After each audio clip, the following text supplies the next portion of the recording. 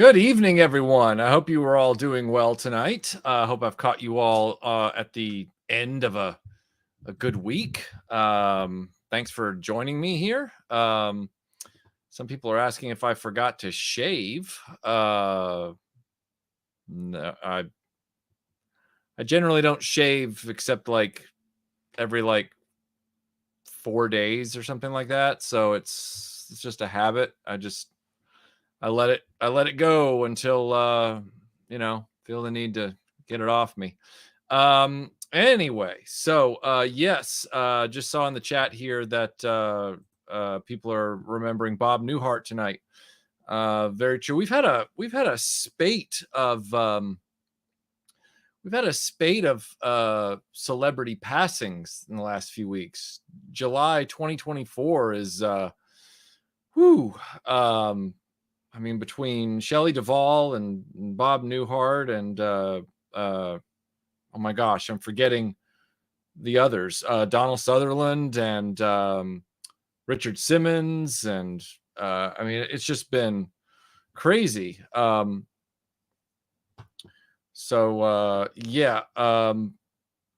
What part does my time machine need? What do you mean?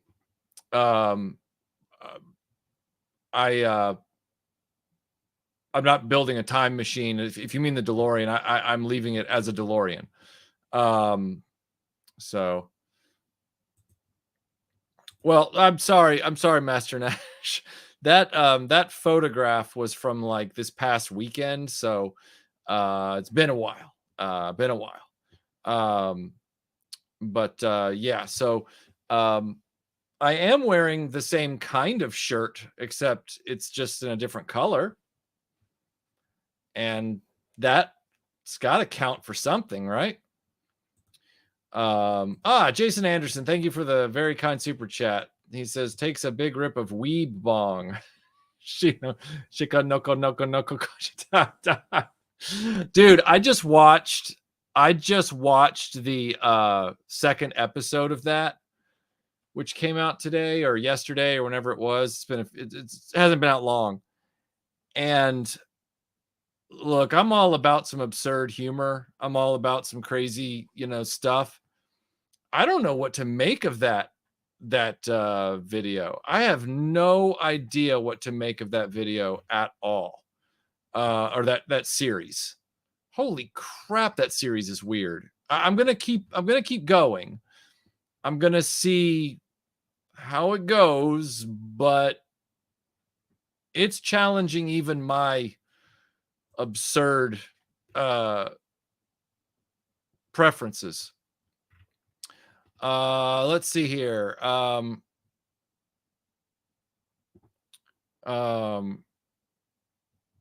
You always have to have something to strike the match on while entering a cave.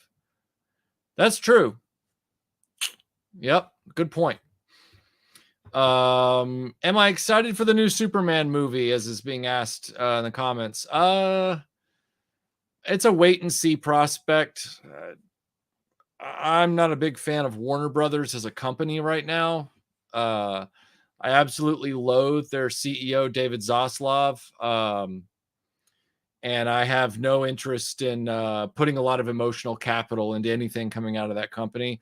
It will be as it comes down the pipeline, case by case basis.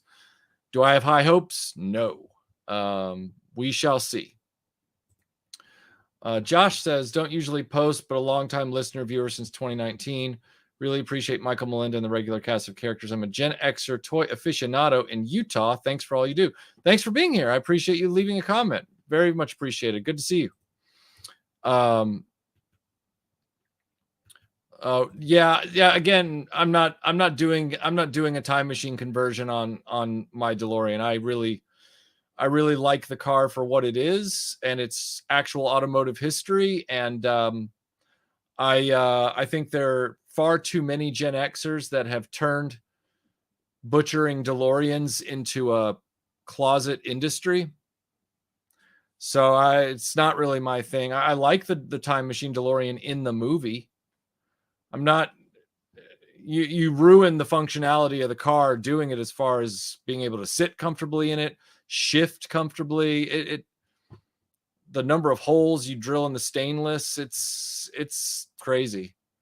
Not my thing.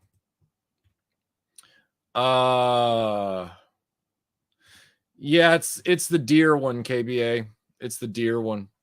Yeah. My dear friend Nokotan. Hello, Brian Stevenson. Hello, Canuck. Hello, Troll Painting Minis. Ah, nice. Rourke's Drift, no less. Let's see. Well,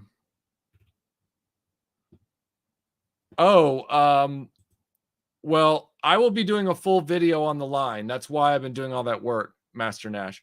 There's a full video coming, a comprehensive video. And the only reason I even own any of those adventure series is because I was asked many, many times what I thought of adventure series. And I didn't own any of them because I knew that the line was scattershot garbage. So I turned around and Melinda told me, she said, when it comes to Indiana Jones, you might have to take one for the team. I said, okay, fine. So I've got not only the whole collection, but duplicates upon duplicates of some of them. And I'll be doing a whole video here in the next few weeks.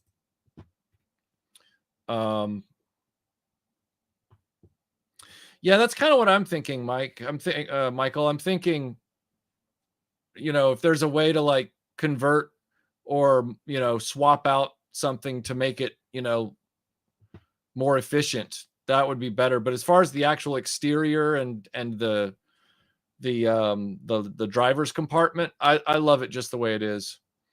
Well, I own that, Dustin. I have that here in the studio. I haven't opened it yet, but I have it. It seems pretty nice. Not exactly something I would have expected them to do so quickly, but I'm glad they did. That being said, I'm not huge on a lot of the cartoon-based stuff. Orko and Cringer notwithstanding, everything else I prefer to look like the original toys.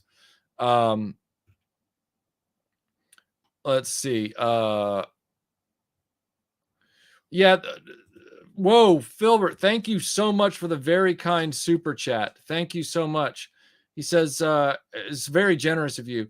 He says, hey, Michael, have you been violated by being subjected to the trailer for the Harold and the Purple Crayon movie trailer? I've deliberately avoided it as I truly feel that a small part of my childhood has been from the description my mom gave. I'm not even sure, and I apologize, it might be an age difference. I'm not even sure what storyline and or franchise you're referring to. So if there's a movie coming out for that property, you have just introduced me to the name of that property. If anybody in the chat can help me out with some context, that would be greatly appreciated. But I have not seen the trailer. I very much appreciate the kind super chat. I wish there was more I could add to this question, but I have not seen the trailer and admittedly have not heard of that storyline. So,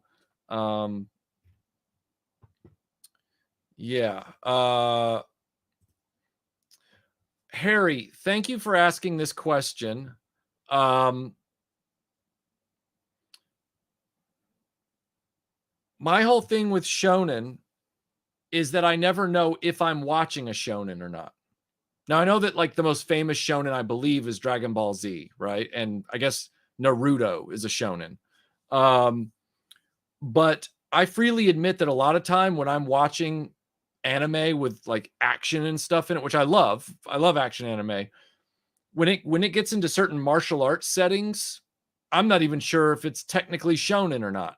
And I never want to come out there and label whatever I'm watching at the time as shonen because I feel like I'm going to have egg on my face because I'm going to get it wrong.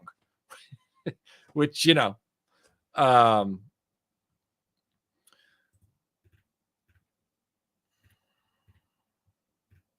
let's see. Oh,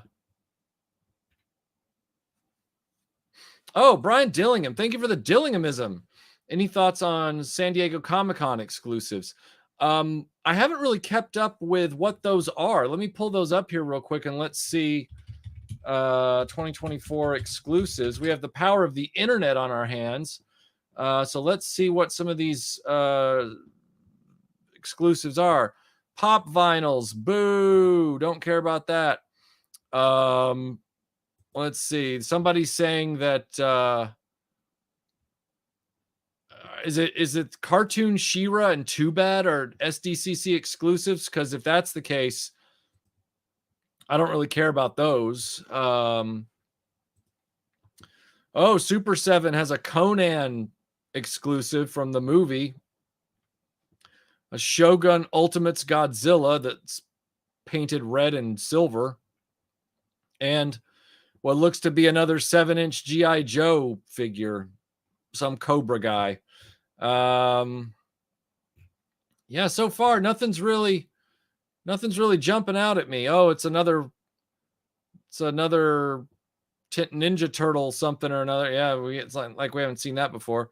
And what's this? Oh, more Ninja Turtles based on the original Eastman and Laird comics in black and white plastic.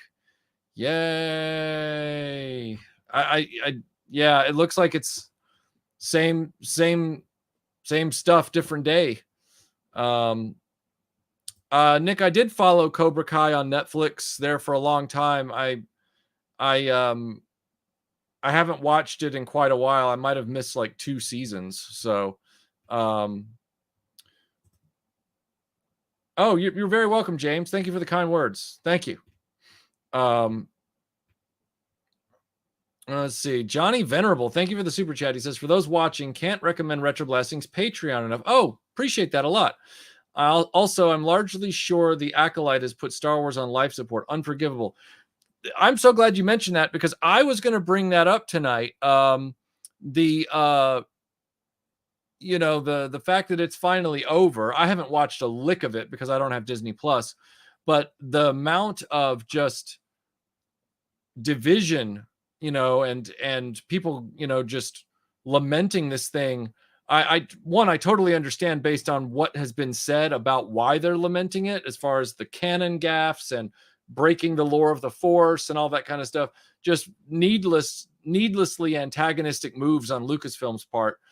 But I'm glad that it's over because hopefully, one, this will finally internally get them to answer their Star Wars question. And I know it's a long shot for them to right the ship. Who knows? But at least in the background, we don't have to get inundated with, bazillion more YouTube videos going crazy. I'm always grateful when a miniseries on Lucasfilm's Star Wars slate is like less than 10 episodes, because that means my feed isn't blown up with stuff. Oh, it was a children's book. Oh, okay. Okay. So Roald Dahl. Okay. That makes sense, Jay. Thanks for letting me know. Well, if that's the case, then, I'm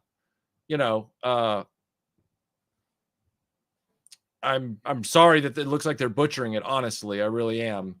No beloved franchise deserves that. Ken, thank you. He says, honestly, can't wait for this adventure series indie figure blasting. Now, could be on the proportions of your Funko video. Well, it's going to be something that's going to be like a melding of the Funko video, and as far as the nature of the content, it's going to be like the Funko video meets like the Indy 5 review. No, it won't be 3 hours and 50 minutes long, but it's going to be comprehensive. I'll say that much. Let's see. Yeah, I only got a handful of those because they finally did Scarlet, right? And those were really just that I could have the ladies of G.I. Joe. That's about it. I don't really see myself doing a big video about those. It doesn't, Classifieds doesn't have an interesting story behind it to tell. Let's see. Sal, good to see you, Sal. I love your profile pic, by the way. He says, "Is it super popular and is Cookie Cutter from the last 10 big anime? It's a shonen." That you're probably dead to rights on that. Oh man. Um let's see. Speaking of anime, ever seen Starblade? Yes, I have. Um yeah, as a matter of fact, yesterday I was looking at purchasing some DVDs, or sorry, Blu-rays for Star Blazer's follow-up, Space Battleship Yamato's 2199 and 2202 follow-ups.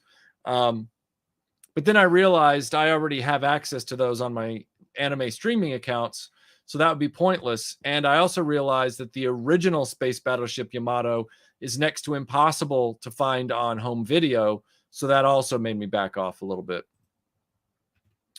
Impossible Pie, I have not gotten any Mirage Foot Soldiers from NECA. I have not. Oh, were those Thundercats exclusives as well? Ah, all right. Lio showed me those today. Yeah, KB, I knew shonen meant boys and anything aimed at their demographic, but I know that sometimes there's like different terminology for like if it's a slice of life or a rom-com that's targeting boys versus, the shoujo, which is rom-coms and slice of life and comedies targeting women. So I didn't know how interchangeable those terms were. Let's see. Hey, Michael, my cousin worked in the vinyl bantha factory. Oh, gosh. Really? I'm definitely tempted if that's legit, Tree Shaker. That would be a very interesting story to hear. Yeah, my Gmail. So, let me know. Pop vinyl, is that the plastic in a metal tube with a plastic straw you blew into to make blue? Yeah, right.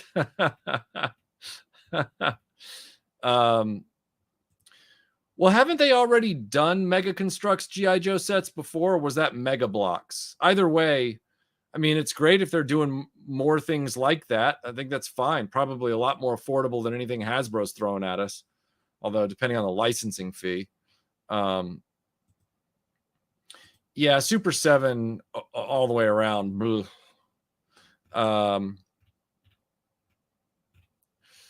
Let's see here. We have got Laser Pants. Good to see you, sir. Am I a fan of Fantastic Planet? I don't know much about it. I know the name, but I don't know much about it. Ra, are you talking about the TV show with Gary Oldman? Because I have been watching that, and it's pretty good. It's been kind of broken up though. If you're referring to an anime called Slow Horses, because Gary Oldman's in some show called Something Horses, and if you're referring to an anime called Slow Horses, I have not seen that one yet.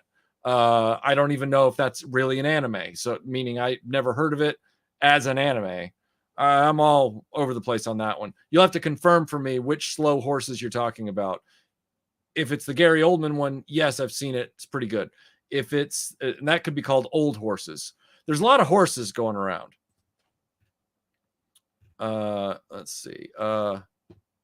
Thank you, Julian. Very kind words. Appreciate that. Yeah, I would agree with you. Yeah, for better or worse, it's a trilogy. For better or worse. Cute Fluff's in the house. Oh yeah, I've seen a number of Studio Ghibli films. AWM. My favorite is by far Spirited Away. I love that movie. Love that movie. I've loved it for over 23 years now. Or 22 years now. I have watched a number of others. Princess Mononoke, My Neighbor Totoro. I watched the one my name is Marnie or something like that. The one that wasn't done by Miyazaki, but I've seen Howl's Moving Castle and Castle in the Sky. I've seen There's another one I've seen. Anyway, I've seen a number of them, but so far nothing for me top Spirited Away. Spirited Away is just peak storytelling. Well, I would, but that's like saying, well, I'm going to live another life now that earns another lifetime of money and then go into that. I'm very well aware of Big Jim. He was of that era with Steve Scout and G.I. Joe, Adventure Team, and all that kind of stuff. I'd love to explore it, that and $6 Million Man, but it's all about money and time. So, favorite era is the original series / movie era, the classic crew movies. I don't hate the other series. I grew up on TNG as well, although I was watching Trek years before there ever was a Next Generation. I like and respect DS9, but the original series / classic movies are where it's at for me. I like the designs of the spaceships the best. I like the uniforms the best. I like the storytelling the best. I like the chemistry with the characters the best. TNG was very, very intelligently written, but sometimes it was a little antiseptic. The characters all felt like popsicle sticks sometimes. Not all the time, sometimes. DS9 was daring, and it was a fun watch. But DS9, because of its meta plot arc, to me, is not rewatchable over 7 seasons. I've seen it. I respect it. I don't really want to go through the journey again. Whereas the original series and Next Generation both are, each episode by and large, with the exception of a few two-parters, you can rewatch those individual adventures, those individual missions and challenges. DS9, not so much. But again, brilliant show. I just don't want to put the time into it again, especially since they've not upgraded it to, they've not gone back and brought it up to high def. But yeah, original series, the refit Enterprise from Star Trek's 1 through 3 is my favorite movie starship of all time. Always will be. And yes, that supersedes anything in Star Wars as far as a design, a look, everything like that. So yeah, that's where my heart is.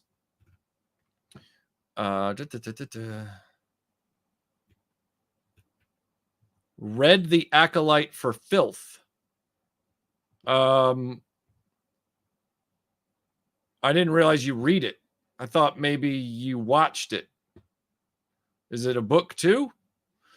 Either way, I tend not to hate watch if I can get away with it. Oh, that's good to hear, Brian. Thank you very much. Yeah, it was a cool playset to finally be introduced to and have a real interaction with it for once. Let's see. Why the heck does Destro have a golden mask in the commercials? Which commercials are you referring to? Mega Constructs? Well, he had a golden mask later on in the G.I. Joe run in the 80s. When he was with the Iron Grenadiers, and it was Destro's despoiler and all that kind of stuff. He had a golden helmet. That was one of the figures I had growing up. Yeah, that quarrel looked bad, Robert. It was really rough. I was really disappointed in that one.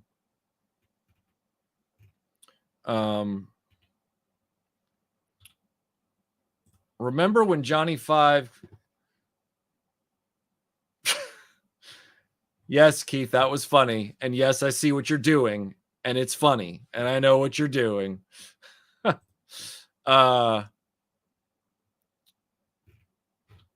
The correct answer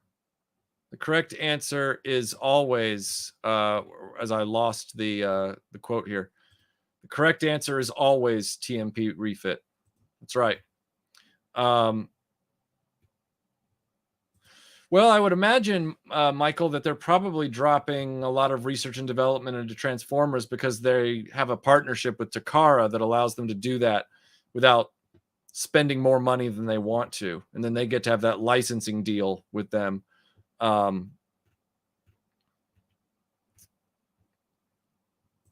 Supposedly one of the absolute best Ghibli films is Grave of the Fireflies, but it's absent from box sets and streaming. Oh, I've heard of that movie, Sal. I haven't seen it though. I'll have to go look it up and see if my movie searching abilities can help me find a copy of it.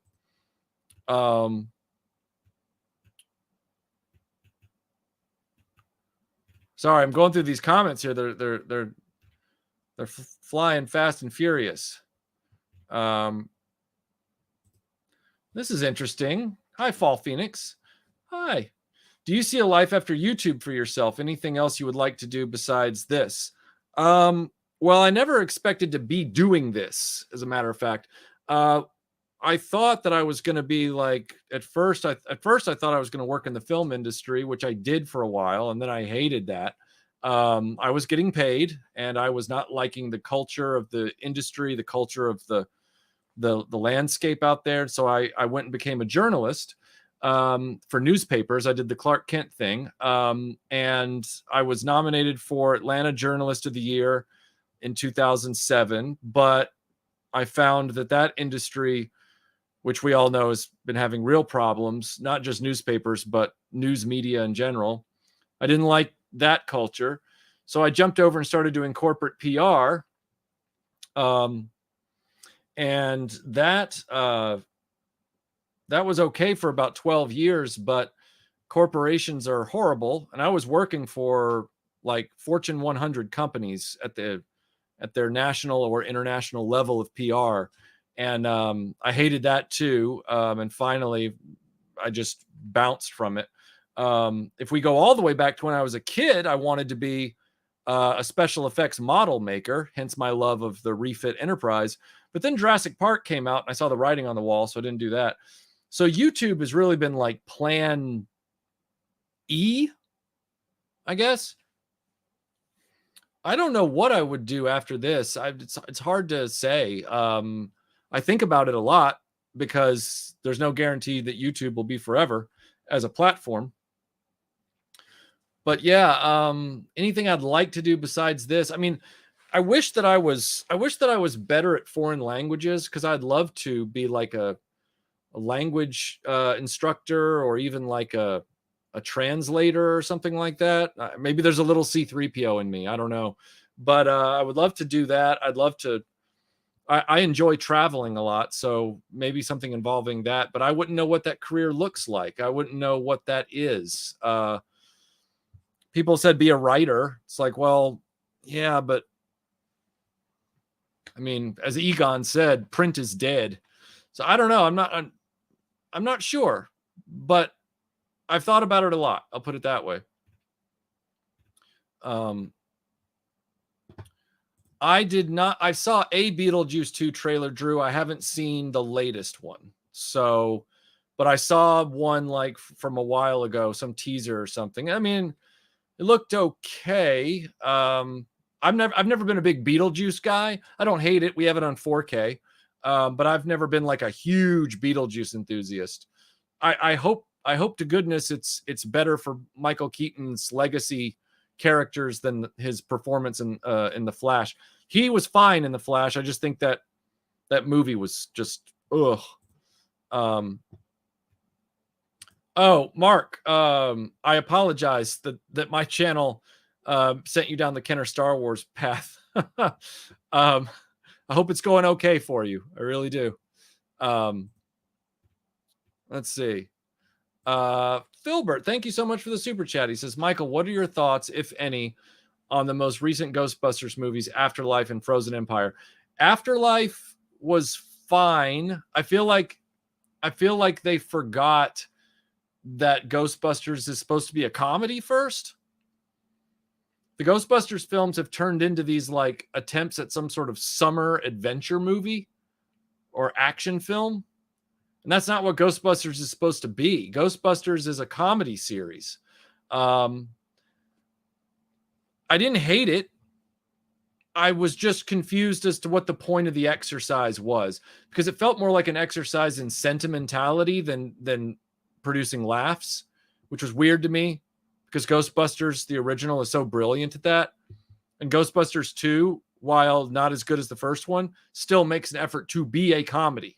So yeah, that was a little weird. And the newest one, I haven't even gotten around to seeing yet. Tim Ward, who's our moderator and admin, he's a huge Ghostbusters guy, and he's seen it.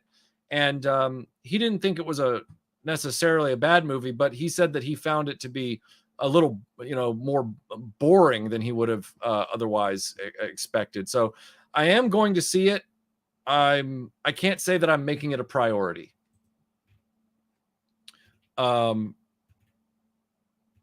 Let's see. Going down the chat here. Oh, thank you, Cute Fluff. That's very kind of you to say. Michael is a creator, not a YouTuber. There is a difference. That's very true. I don't put myself in my major video. There are these YouTubers that put themselves in every single thumbnail for every video they do. And they're basically just like pre-recorded videos talking to camera, doing this like vloggy style thing. And they're trying to hit that algorithm like 3 times a week or whatever it is. That's very YouTuber-y for sure. So in that sense, yes, Cute Fluff is correct. I'm more of a content creator. Like if you look here, I'm writing like scripts and shooting B-roll and doing stuff like that. So there probably is like a major difference there.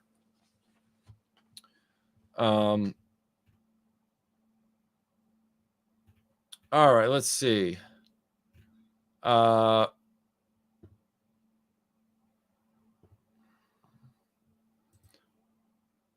dude, since YouTube still pisses people off, it stays around. If you're saying that outrage is what keeps something around, I guess, but yeah.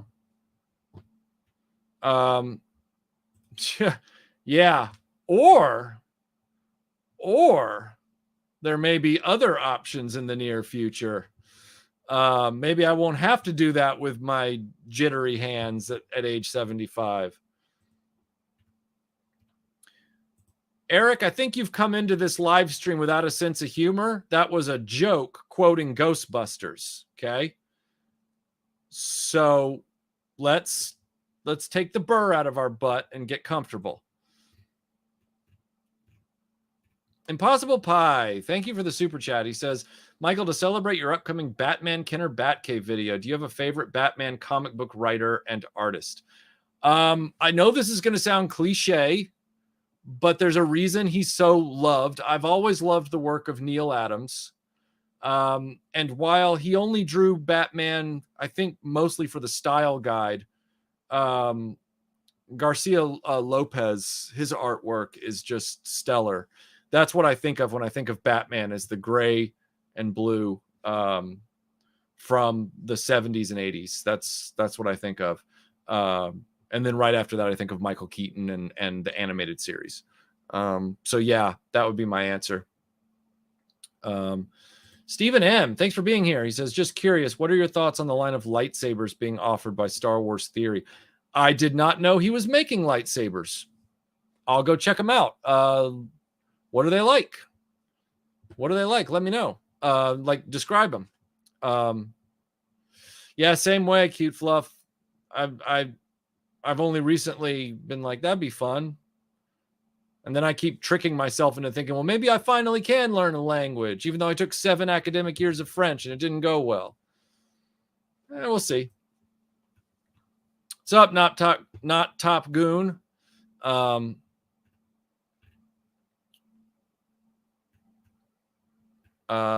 Let's see.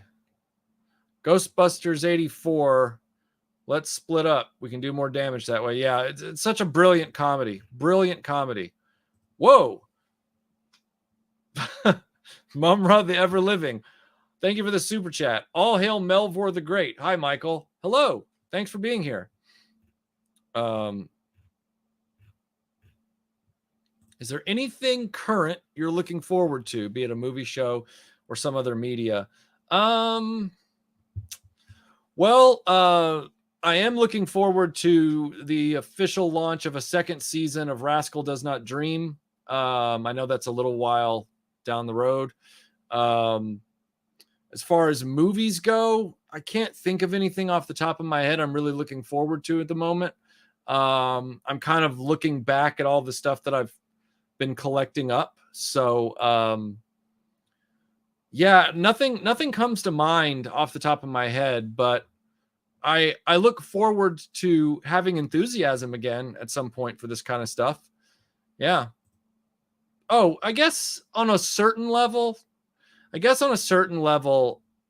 am hoping that there is a second season of Andor, which I can wait for on 4K like the last set because I don't have Disney Plus. I did like that series, and I would like to see what they do with the second season of it. I try to keep it in a bottle from the rest of the Disney continuity, and I hope that it never fully bleeds over into referencing anything from their terrible sequel trilogy. I first found your channel through your vintage repair videos. Great stuff. Thank you. Just curious, have you ever considered incorporating 3D printed parts into any of these repairs? Well, I did a video a while back on some 3D printed parts that helped me with the options for restoring and upgrading a vintage Star Wars X-Wing. So I have talked about that kind of stuff. And I've also done a lot of videos about Trash Compactor on Etsy, who does amazing 3D printed upgrades for a lot of the Kenner Star Wars stuff. But as far as like other toys with actual repairs and stuff, I haven't gone down that road yet. I'm not opposed, but I haven't gone down that road. Oh, thank you for the kind words on Canon is overrated. Well, as I said in the last live stream, the Gunstar is put on the back burner right now while I deal with finishing up the freeze chamber. So, and it's been so hot here lately that I haven't been comfortable putting those resin PLA parts out to dry in this heat. So I'm waiting. I'm going to have to wait till the fall. It sucks, but that's the reality of it.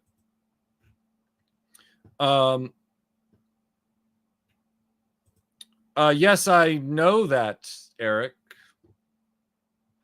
Why are you having such a bad attitude tonight? Can we maybe dial that back a little bit? You seem like really antagonistic. I'm not really sure why. Because there's no reason to be. So if you're coming here looking to get in a live chat and take some swings and start a dust up, I'm going to bounce you. All right. There's no reason to be so aggressive.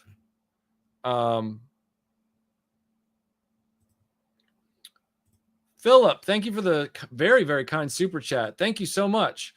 Hail Michael, how's your weather? Hot. Just drove all the way from Clayton to Coita County in this mess. Great to be home and hanging with you in the chat for the bit. Great to see you. Thank you for the very kind super chat. Really appreciate it. And I'm glad that you're home and safe. Let's see. Somebody said that Mayumi was in the chat. Why am I not seeing Mayumi here? Did I miss that? Oh, there it is. The Guy Ritchie film was wonderful. Good to know. Thank you. All right. Let's see. So we have Loom here. Thank you for the almost €6.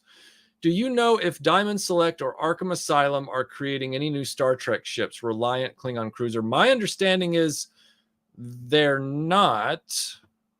I haven't heard any news on that. I've been waiting for a Reliant from them since 2005, 2003 or 4.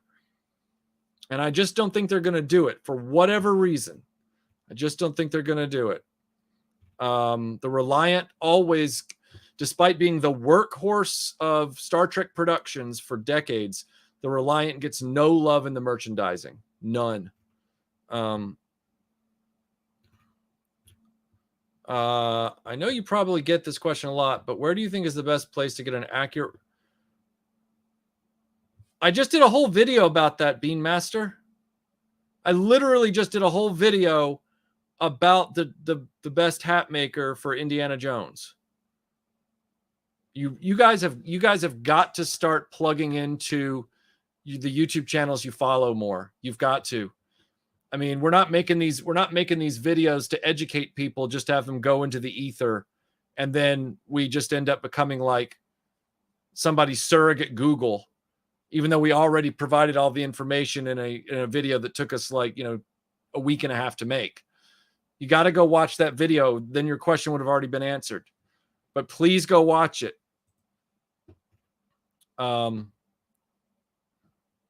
It's going all right, Guy. Appreciate you being here. It's going all right. Going all right.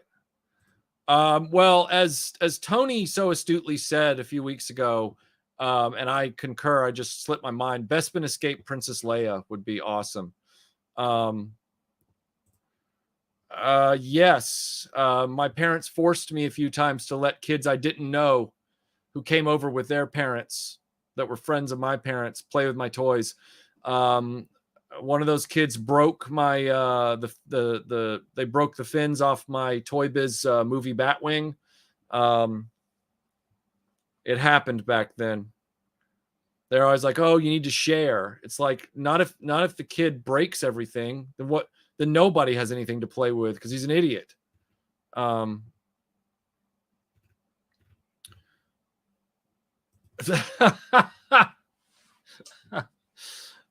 that's good stuff. That is good stuff. Oh man. All right, let's see. Now, yeah, I have a few figures. I have a few figures. I don't have a TARDIS console set, but I have a few figures. I'm so glad you asked me this, Jeremy, because I'll make sure to get that recipe from my mother for you. She'll be able to really help us out answering that one. I have Impossible Pie. I have no intention of completing that line. I've gotten the ones I want. I will not be going out and getting the various dumb multicolored variants of Inspector Gadget. I won't do it. I think I'm technically missing one character that I need, but I can get him at some point down the line. Do you have any guilty pleasures? Movies or other media that are bad, but you enjoy for one reason or another. Ninja 3, The Domination. And I just realized that my camera's out of focus. So don't worry here. Let me just switch this camera. I'm still here. Don't worry. I'm still here. There we go. Yeah, Ninja 3, The Domination. Let's see. I wouldn't call it a guilty pleasure, this next one, because I actually have a lot of respect for it, but it is what I would call a love-hate relationship. I have been really fascinated by a Japanese anime called Haganai, and I've really been digging into it. Even though it was only 2 seasons, I've been digging into the source material, looking up the creator, figuring stuff out about it, because I'm going to be doing a video on it at some point. As a matter of fact, yesterday in the mail, all the way from Japan, I received the Japanese Blu-ray box set of the series, and this was made like back in 2017, so it's hard for me to find it unused. Even though I have the US English Blu-rays, I'm really fascinated about studying this series and kind of really going through it. So I guess in some ways my guilty pleasures aren't guilty at all. But like with Ninja 3 and I love to joke all the time on Twitter about Andy Sedaris movies from like the 80s and 90s. That's not really an actual love. I think that's just more of an in-joke. Oh, you did? You mean this one? Yeah, it's great how Hasbro gets to put the vehicles out like months and months before the figures for it. But I await those figures.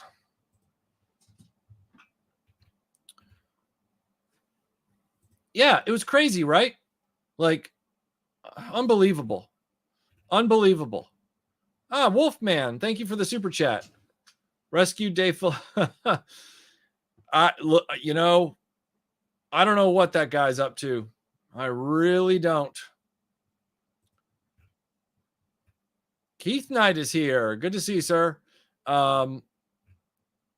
Cesar, thank you for the $5. He says, keep up the great work. I will. Thank you. I'd love to hear if this whole missing 12 resin molded bantha thing ever gets resolved. I fear it won't. I fear it won't. But we can dare to dream. Wow. Can you tell me what your favorite episode from each Doctor from Doctor Who? Well, I can't say that for the first Doctor yet. As far as the second Doctor so far, of the ones I've been able to see, I like Tomb of the Cybermen. For the third Doctor, my favorite episode or run, oh gosh, it's probably like the Time Warrior or something like that. I love John Pertwee's run. So with Tom Baker, that's easy. I love Planet of Evil with him and Sarah Jane. But there's a lot of them I love in that run. But you're asking me for like the number ones out of each one. I don't think anything's going to top Caves of Androzani for the fifth Doctor. It's just way too well done. Sixth Doctor, that one I'm going to have to get back to you on. I love Colin Baker, but it's a lot harder to decide what his best episodes are because he was so underserved by the writing. With the seventh Doctor, there's a lot of strong options there. I mean, it's hard to top Ace baseball batting a Dalek, but I don't want to be so cliche as to just throw that one out there.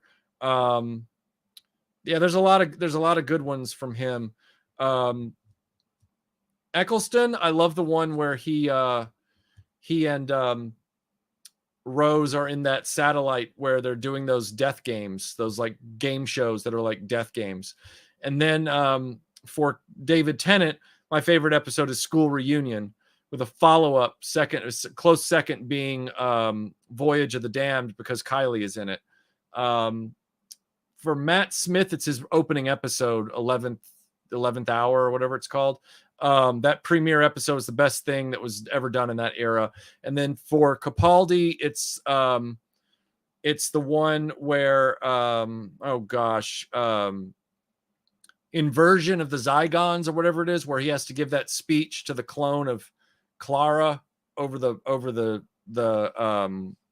apocalypse boxes or whatever it is. So yeah, as far as like the rest, I haven't really watched enough of it yet to know. So,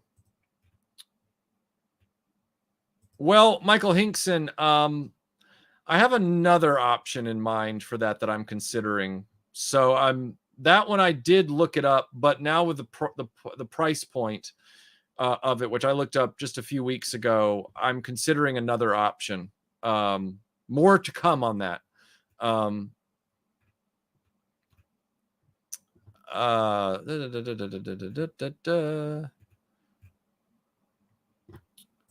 The David Morgan Akubra. I mean, look, as we've said, if it's an actual Akubra, it's going to be a really good hat. It's definitely not going to be a Federation, which is unique to that hat, the hat shop in Australia, Katoomba. So go with God on grabbing David Morgan's if you want, but I know it's not going to have the right that exclusive color and everything to it. But again, it might be great. Who knows?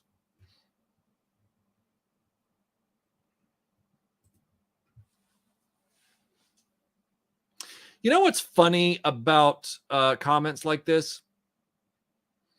What's funny about them is I've been on YouTube for 12 years.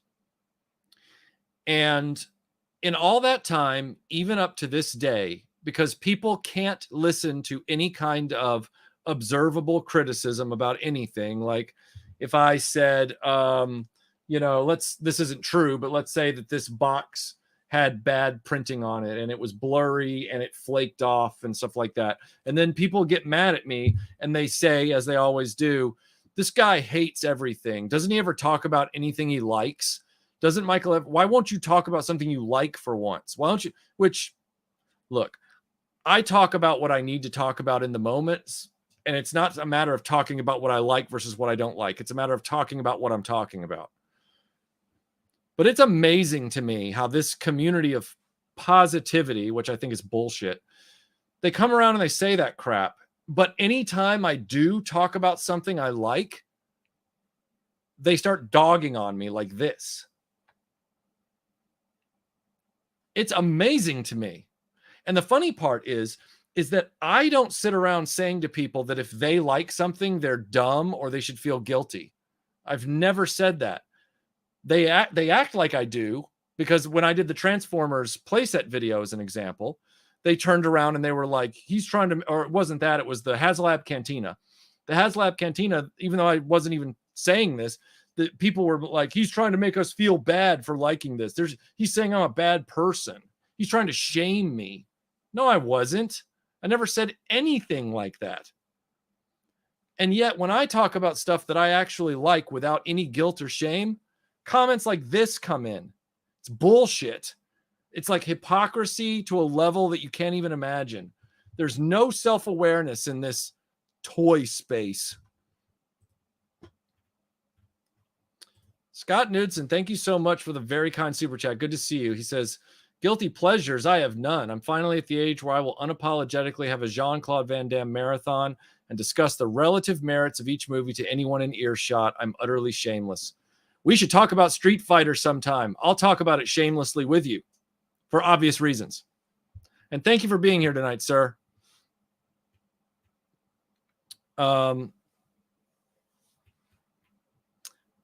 Damn right, Adlad. Damn right. Thank you, Keith Knight. Thank you. One day, Laserpants is going to go to a convention and get kidnapped. I hope not. Tied up in a hotel room. Could be fun. And forced to watch Ghostbusters. I do my best, sir. I do my best. Thank you for noticing.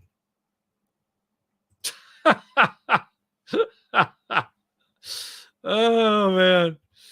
All right, what do we got here? Like I said earlier, Thomas, I'm waiting for the heat to dissipate this summer. I can't put the parts out and spray them in this kind of heat. You're just going to have to wait.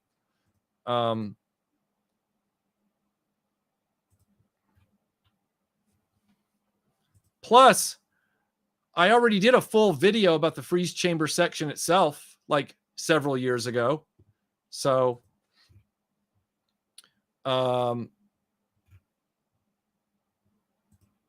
could you remember all the Doctor Who seasons and all your...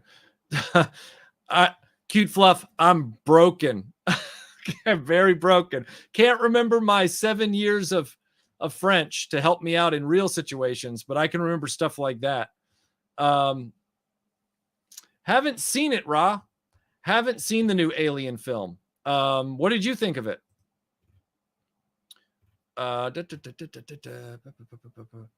That's right, Ryan.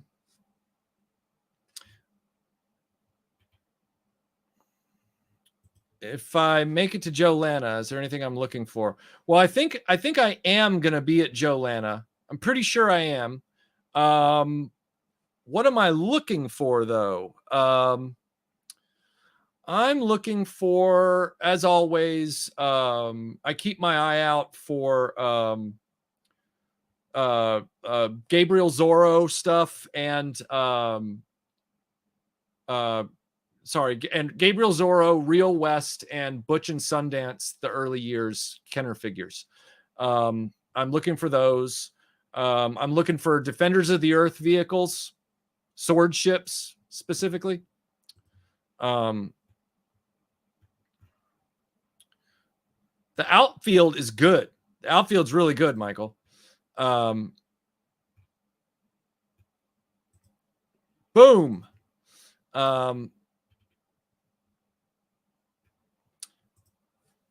Right. It was a joke, But when you put the emoji at the end of it and stuff, that's what trolls do to try and take a drive-by at you and then back off and be like, it was just a joke. It was just a joke.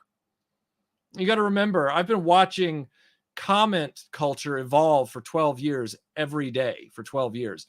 So I'm in it. Okay. And that kind of like, I'm gonna sit there and throw a zinger at the guy over something that everybody in the audience knows is like one of his really enjoyable things, and then you're gonna say that, oh, I'm just joking. I bet money that if you were to be honest, you would sit there and tell me that you think Kylie is cringe, which is your opinion. That you're entitled to your opinion. Opinions are like assholes. Everybody has them.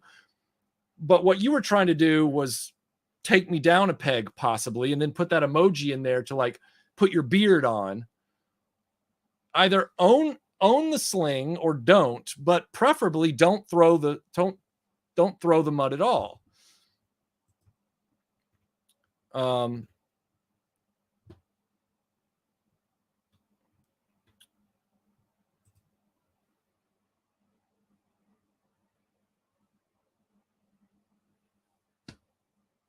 What the hell's going on here?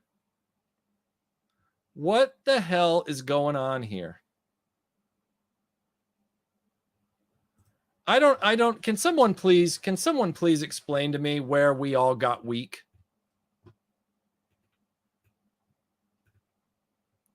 I never said that, Steven. I never said that.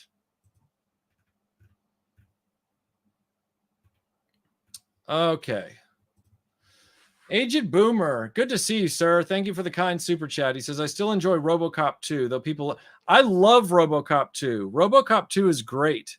I absolutely love RoboCop 2.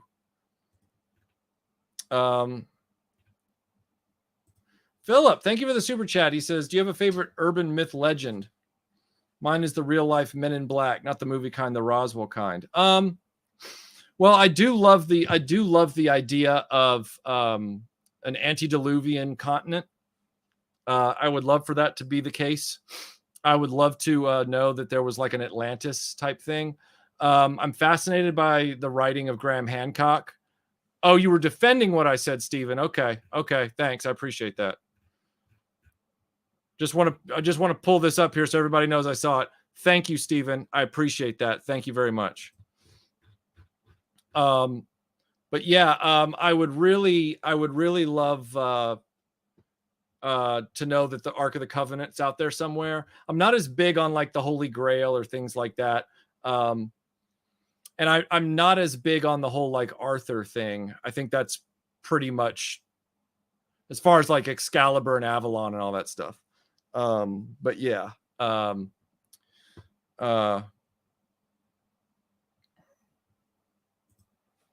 Yeah, I don't like Kyle either, Robert. Kyle's such a jerk. That's why Cartman doesn't like him either. No, I'm kidding. I know what you mean, Kylie. Dream G.I. Joe team. Kind of think they already did it. I mean, I love Stalker, Snake Eyes, and Storm Shadow and Scarlet just all together. But I also really love Lady J. Not so wild about Flint, but I really love Lady J. So, yeah.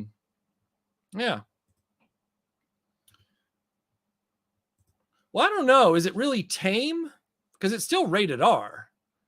I mean, yeah, it doesn't have the big murder scene in the beginning, but I mean, it's got a kid who's like a drug dealer and stuff. I mean, it's still like taking swings. So, Honor and Glory. I know a movie called Hope and Glory, but that's not the same thing.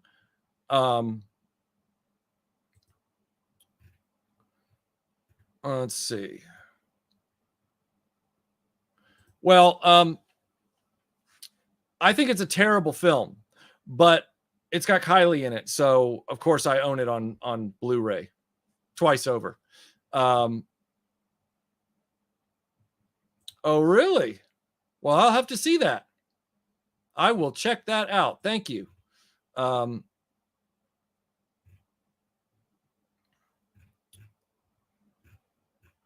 All right, Jason Evangelista, thank you so much for the super chat. He says, nothing wrong with liking Kylie. to the Kylie Fund cause because I got nothing else to say.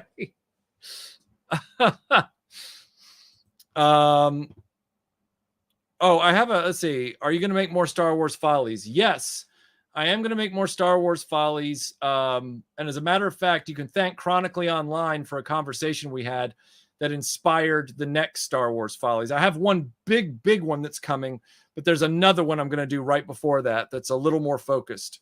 And you can thank the YouTube channel Chronically Online for inspiring that one in a long conversation we had. LJ Costanzo, thank you so much for the very kind super chat. I will still go back to one of my first videos of yours I saw. You lambasted a property I enjoyed, and I loved every minute of it. Mike, your content over the years has run the gamut of informative to entertainment gold. I appreciate that, man. And again, I don't make videos to hurt people. I'm not trying to hurt anybody's feelings. I'm just making videos, honestly, out of, I'm just baffling. It's just kind of like baffling, observations and then making people laugh. That's it. That's what I make videos for. Let's see. Yeah, it is. That's what I've always wondered. What did it wash away? Okay, you made a joke. Great. Advance, thank you for the super chat. He says, I'm glad to have found your channel through the Indy 5 review. Great content. If you could change anything about each indie movie, what would they be? Well, I would have Indy 5 not exist at all. And Indy 4 would take the narrative into the whole Graham Hancock fingerprints of the gods thing, which they almost went to and then didn't, which was the idea of what were the interconnected origins of civilization. I think that would have been far more fascinating, and they could have done it in the setting that they chose, and they whiffed on it. They just whiffed. And I get what you're saying, Pedro, about assuming somebody's intent, but it works both ways. Like, you don't want to just assume that somebody else is going to take what you say the way you intended it, because your intent is also a risk. It's like comedy is a risk. So once you've thrown it out there, you have to then accept what the other person is going to do with it and how they're going to receive it. And then understand that because you didn't give a lot of context for what you were doing. And again, it's not all risk and assumption one way.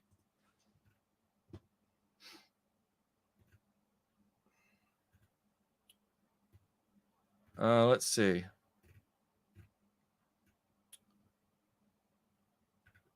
What film would you consider to have the most dark fantasy aesthetic? Hope that makes sense. Dark fantasy. Oh gosh. I am coming up blank on this one. See, because when you get into things like Underworld, it's no longer fantasy. It's just like horror. Van Helsing, is that dark fantasy or is it horror? Oh gosh, I have no idea. I have no way of answering that. I'm a Windows PC guy. I have a Mac, but I'm glad to still live in the PC world. Thank you for the kind super chat, Toy Gains. Your bitterness is part of your damn charm. Whoever doesn't get that is odd. Wouldn't want you any other way. Thank you. I appreciate that a lot. I appreciate that. Let's see. Street Fighter is the most gloriously insane thing and worth it for Raul Julia alone. Agreed. Laser Pants, thank you for the super chat. Who would win in a fight, RoboCop or a T-800, and why? I feel like the T-800 might win, only because RoboCop is not as quick to maneuver. He can kind of get hung up because of his limited speed of motion. So I feel like the T-800 might have the edge, unless RoboCop shows up with that crazy Cobra sniper rifle, whatever it was called in the first movie. that he then also uses again in the second film. If he has that, he might have a chance. But if he doesn't, then T800 going to win. I probably the first one for its sophistication. It was the one that had the deeper story with the twist. Hey Daz. See, this is my other option. I'm so glad you brought this up. This Tomy Refit Enterprise. It's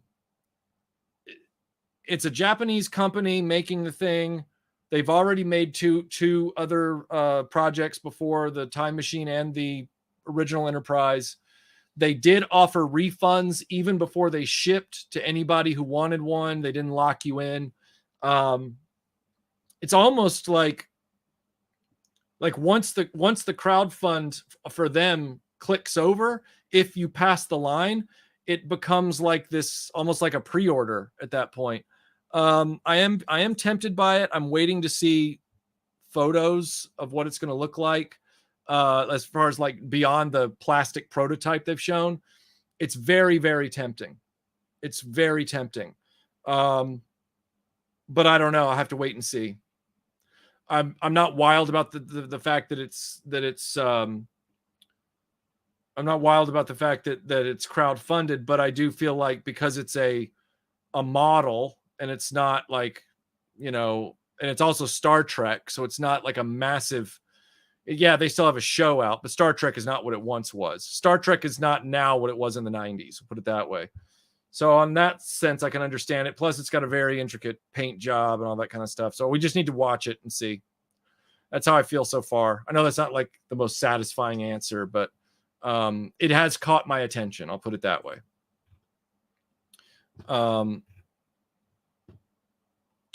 Well, we'll get a Star Blazers video when I can actually find the original Star Blazers / Space Battleship Yamato series on DVD with subtitles so that I can watch the Japanese one and then watch the English dub.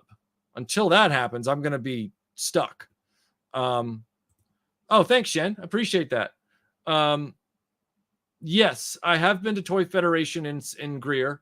I've been there a few times. Ryan is a really nice guy.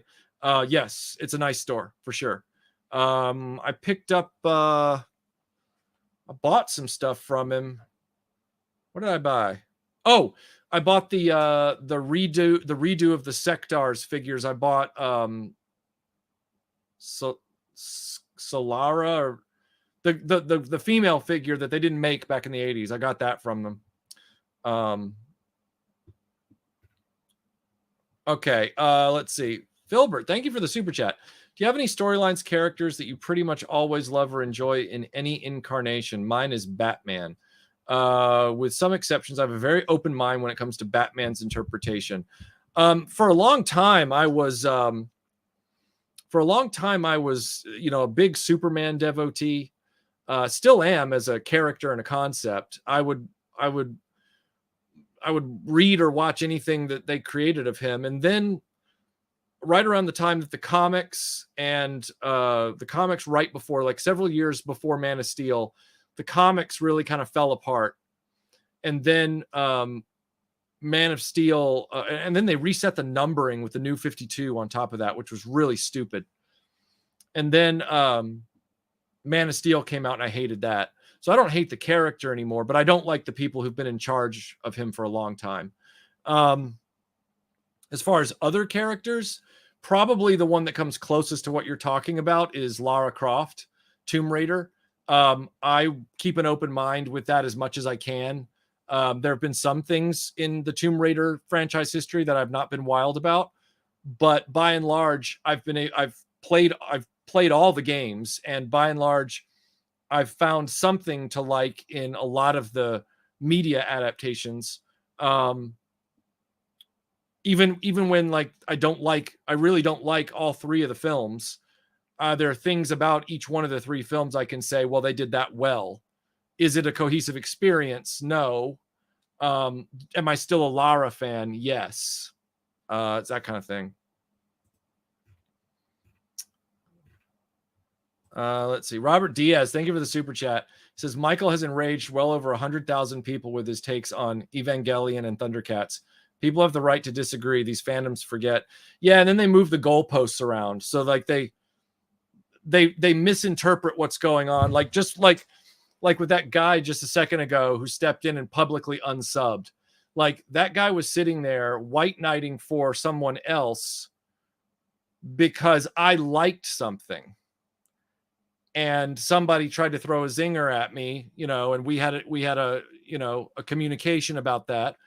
And this other random dude is like, I'm out. And it's like, right. I'm sorry. Wasn't this supposed to be about liking and defending the things you like? Because that's what they do in the comments all the time.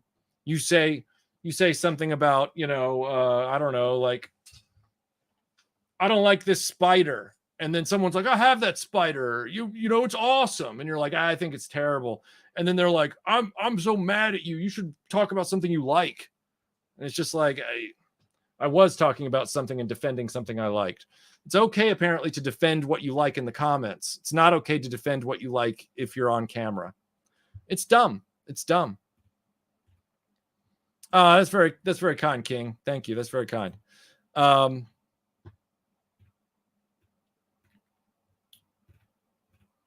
Possible Pie, thank you for the super chat. He says, Michael, follow up to Laser Pants super chat. Who has better one-liners, RoboCop or the T-800? I mean, I think it's a draw. I mean, there's just as many memorable RoboCop lines as there are Terminator lines. I think they kind of meet in the middle on that one. I own Return to Oz on Blu-ray. I love it. I love that movie. And I saw it in the theater as well. Keith Knight, thank you for the 10 quid. Michael loves Kylie. So lame, etc. Michael hates on Kylie. Damn, how can you hate on a legend? Michael can't win. Troll Handbook Chapter 1. Yeah, exactly. So true, man. It's so weird. Oh, does it? Okay. Take it easy, Slam God. Have a good dinner. Other than Evangelion and Cowboy Bebop, what other popular anime has someone recommended to you but you weren't impressed by? Well, to be clear, I don't have the aversion to Cowboy Bebop that I do for Evangelion. Evangelion is in a category of all its own. Cowboy Bebop is just one where I'm like, I mean, yeah, I get what they're trying to do, but it's not what people described. Like, it's almost like people saw one show and I saw another show. I didn't hate it. I just didn't think it lit my world on fire. But other popular anime that people tried to recommend to me, well, I mean, there's always the usual suspects, right? So there's like One Piece, which I know has a huge following. I'm not into pirates. I'm also not into stretchy characters that, look like chimps or whatever. So it throws me out of the verisimilitude of it. So that one's not really on my radar, despite everybody talking about it. A lot of people are talking about My Hero Academia.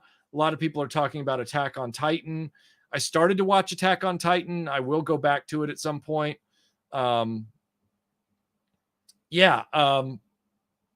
Those would be like, I think it's like the more hundreds and hundreds of episodes it has and the bigger and bigger a mainstream following it has, the more worried I get, honestly.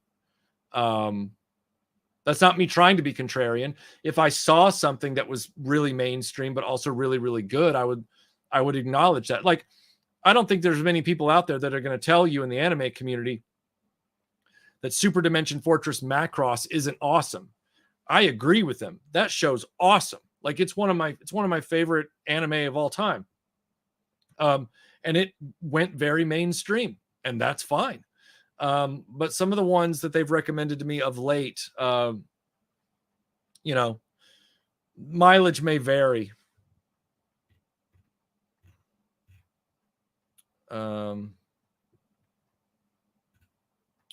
Let's see here. Oh, so the original one is on YouTube? That's weird. I'll see if it came from a disc somewhere. That's very strange. Yeah, I want a Playmobil refit Enterprise as well, Stephen M. I do. Yes, Harry, I actually do. I opened it on a stream. It was given to me by Jason Anderson. It was gifted to me very kindly by him. She's right there. Let me grab it for you. There's my. And then standing next to her is Uzaki-chan. So I've got Uzaki-chan and Mai. All right, let me fix my camera again. I hate this webcam. I need a new one. Okay. What do we got here? What do we got here? Oh my gosh, Scott Knudsen, thank you for the super chat. He says, I wonder if some younger folks are mistaking standard Gen X communication mode for bitterness. I think they are. I think they really, really are. We're not bitter. It's just that sarcasm is our mother tongue. Yes, thank you. And we had our cuts treated with mercurochrome. Yes, exactly. They're coming at it from a completely different place. It's weird. I walked up to a parking lot attendant on Saturday just to ask. I heard that the lot cost $20, but nobody took any money from me, and I'm parked behind the building, and I just don't want to get towed or anything like that. I said it in that tone of voice. I wasn't angry. There was no reason for me to be agitated. And this guy who was like in his 20s, he did the thing where he's like, you could tell he was getting like agitated, like he didn't know how to cope. And he was like, look, just chill, bro. And I kind of looked at him and I'm like, I can tell you're having a hard time coping right now with somebody asking you questions, but I'm not being aggressive. I'm asking questions. I don't know what's wrong with this latest generation, but they have some real, I know some people call it neurodivergent and some people would call it social cue problems or whatever, but it's, Shah, thank you for the super chat. He says, I have my original Star Wars action figures. Where can I find reproduce? Well, I've talked about this before, Shah. Stan Solo is where you go to get reproduction stuff. I've said it in many of my videos. You need to watch my Stan Solo videos about Star Wars figures.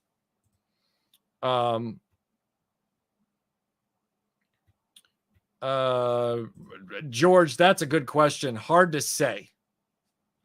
Hasbro hasn't always been known to be totally scrupulous. So, who would win? Thank you for the super chat, Scott. Who would win between the Crow and Ghost Rider? Isn't that like battling to a singularity because they can't be killed? I mean, I'm pretty sure they're both basically immortal undead, right? So I think that's a wash. But as Laserpants just said, maybe it is Ghost Rider.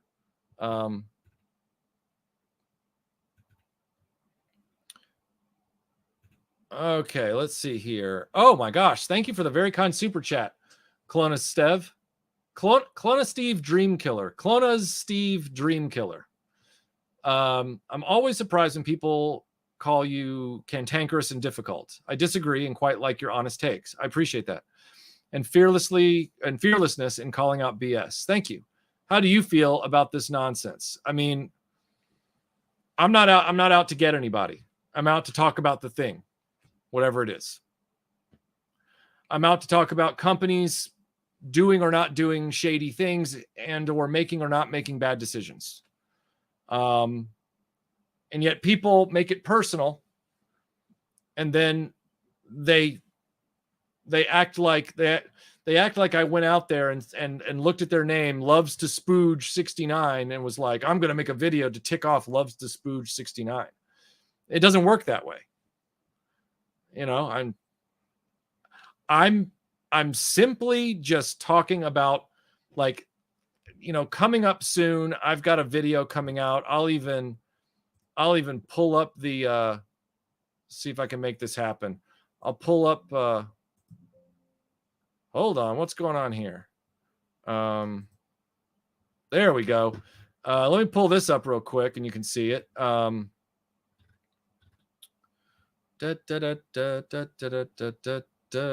did it go? Where did this image go? Why am I not seeing it? Let's sort by date. Wow, that image is just not here. Why is that? I swear, you try and do your absolute best to show your audience something. Let's try under. There it is. Found it. Okay. So, as an example, so Clone of Steve, I'm going to bring up an image here. My next video is this. That is about the history of a thing. It's going to be the history of a toy. But I guarantee you there are going to be people who come into the comments and say that I will have stolen their joy, that I will have stolen their ability to remain calm, that I will have stolen something from them emotionally because I'm talking about the crazy chitty chitty bang bang history of this one product. I don't understand why people interpret it that way, but they do. Do you think living in the UK prior to America has given you a different perspective on the type of media and the content you create? Also, love the content you make. I'm from the UK, by the way. Oh, well, thanks for being here. And I'm jealous of where you're commenting from. Wish I was still living there. Yeah, I do. I mean, I was in my adolescence when I lived there. That's where your taste in music happens. That's where hair grows in places it wasn't before. So yeah, very much so. Very much so. It's definitely baked into part of the way I am. However, I've been told that it was almost like I was pre-wired to really get along in the UK landscape before I even moved there. So let's see what we got here. I've seen Castle of Cagliostro and a few clips from some others. That's like a very deep well I haven't jumped into. Well, that's the thing, man. First of all, I appreciate you saying that. But also, we should be at a point where we don't have to preamble everything we say to another person with, I don't agree with everything you say. I don't know where we've gotten, but it's epidemic now. I don't agree with everything you say. Well, don't we all already know that? Are there really people walking around right now that believe that there are other people in the world that agree on everything they say 100%? That just doesn't happen. It's just not true. I don't know why we felt like we have to literally lead with that all the time now. I feel sad for society that we've gotten there. It's crazy. Filbert, thank you so much for the very kind super chat. He says, last question is I'm going to go watch Willow for my first time. Oh, well, I hope you enjoy it. Did you ever play the old Tron 2.0 PC game from 2003? Is it the true Tron sequel, not Legacy? Oh, it is the true Tron sequel, not Legacy. Interesting. I never got around to playing it because my computer at the time wasn't going to be able to run it. Similarly to the Blade Runner game that came out, I couldn't run that one either at the time. But yeah, if that's what you're saying, then I would buy it, because meaning I would buy your take, because Tron Legacy, really the only thing people walked away from that with was a good Daft Punk score, and that was about it. I think the score became more famous than the movie, and I do have problems with that movie's third act, especially. It was kind of a mess, And there were so many simple things they could have done to fix that movie, but screenwriters, what can you do? Clint,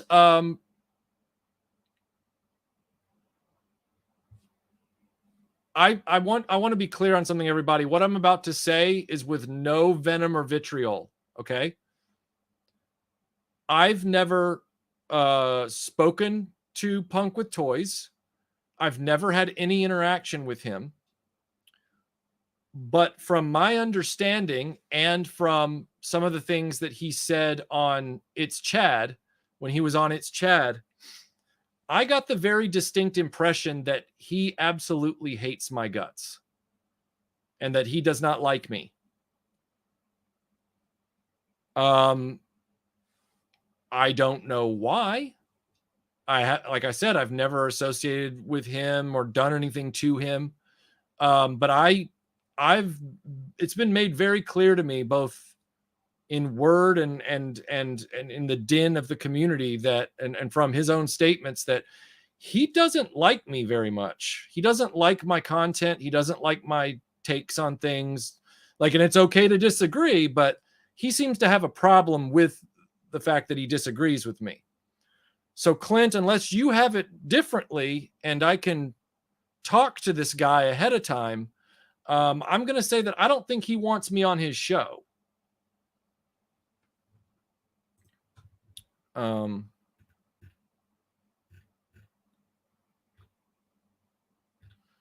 right, let's see. What do we got here?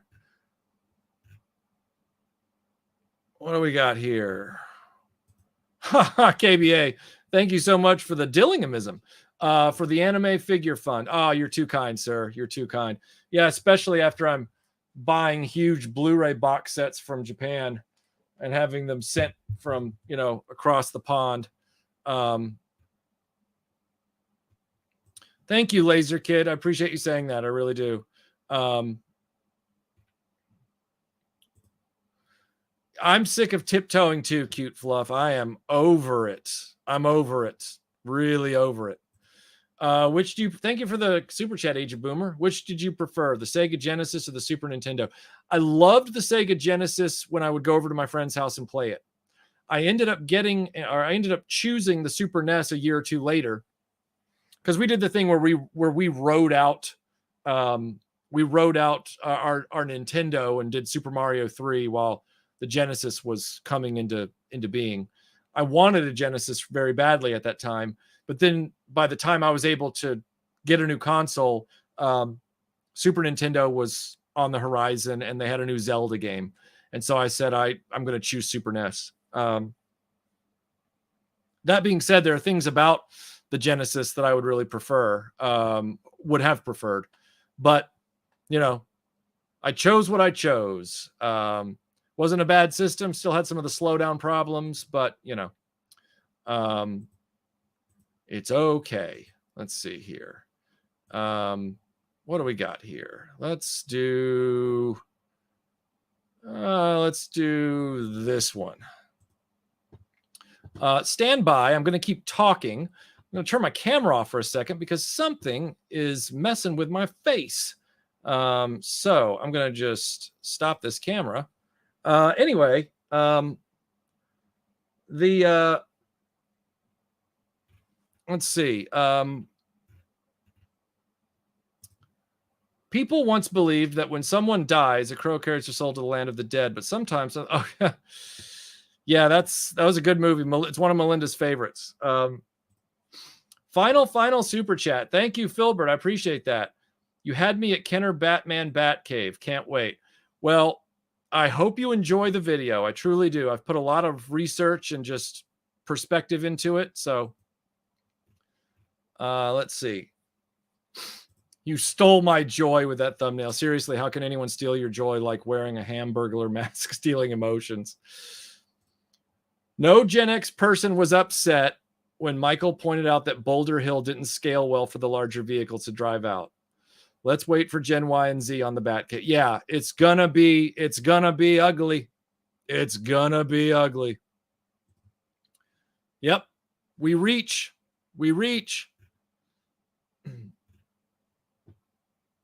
That is a great way to phrase it, Stako. In my opinion, people shouldn't have to state they are giving an opinion. Yep. Who are you referring to?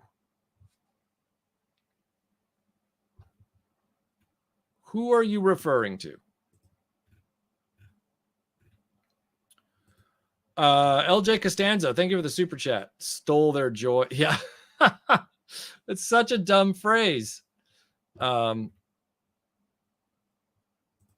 I'll definitely go to see Tron Ares when it comes out, or Ares. Yeah, I will. $2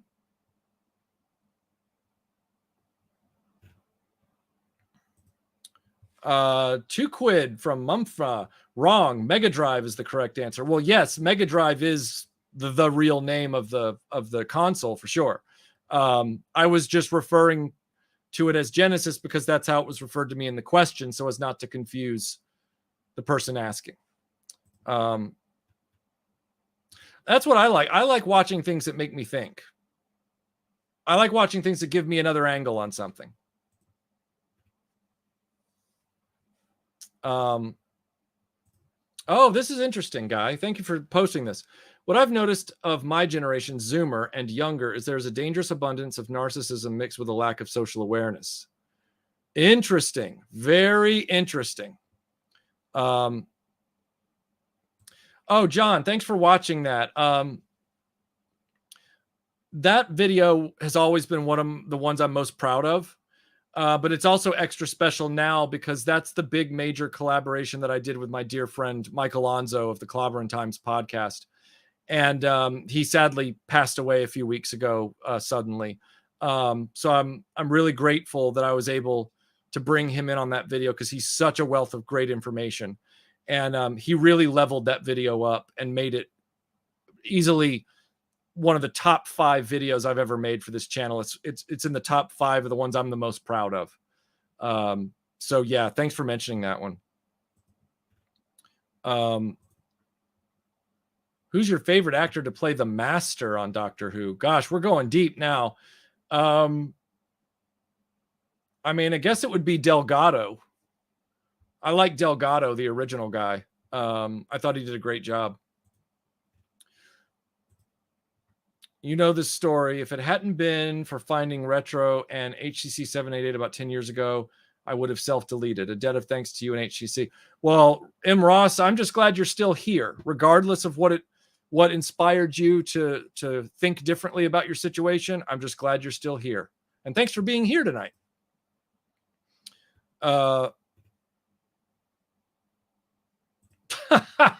Michael could cough or fart and people would take issue with it. That's probably true. Geek Dragon, thank you for the $2. He says, just because you are awesome. Thank you. I appreciate that. Yeah, that also gets really monotonous because then you already know what the person's going to say on the next thing. Well, and that's the thing. If that guy was saying that I've never seen the sun, well, then he's making assumptions about things. You know, Pedro was saying earlier, you shouldn't assume things. Well, I have a Nicole Kidman complexion. I always have. I have a very, Anglo-European background and, genetic lineage. And I don't tan. I burn red and then I go back to white again. This color, white, and there's a light on me as well that makes it worse, right? So there's a lot of people that are of the opinion that if you're not, Doc Savage, man of bronze, that you're not healthy or something. And that's just not true. As a matter of fact, nowadays we've learned that, if you're bronzing too much, you're hurting yourself. But yeah, it's frustrating. I've gotten that my whole life. Oh, you need to get out more. I do get out plenty.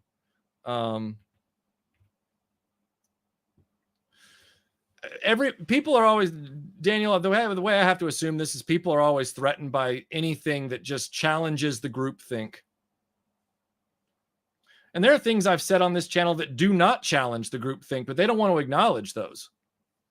Is it really challenging the groupthink to say Empire Strikes Back is my favorite Star Wars movie? Hardly. Is it challenging the groupthink to say Raiders of the Lost Ark is my favorite Indiana Jones film? Hardly. Is it challenging the groupthink to say that I love Back to the Future and Ghostbusters? No. So they just love to paint the narrative where it's like, you know, oh my gosh, this guy just loves to hate on everything and be contrarian. And it's like, I'm not really contrarian, because if you actually did the track record, they get down into the minutia. And they think, well, if Michael hated this action figure from this line, then he hates this whole franchise. That's not true. That's disingenuous. That's the most dishonest manipulation, I swear.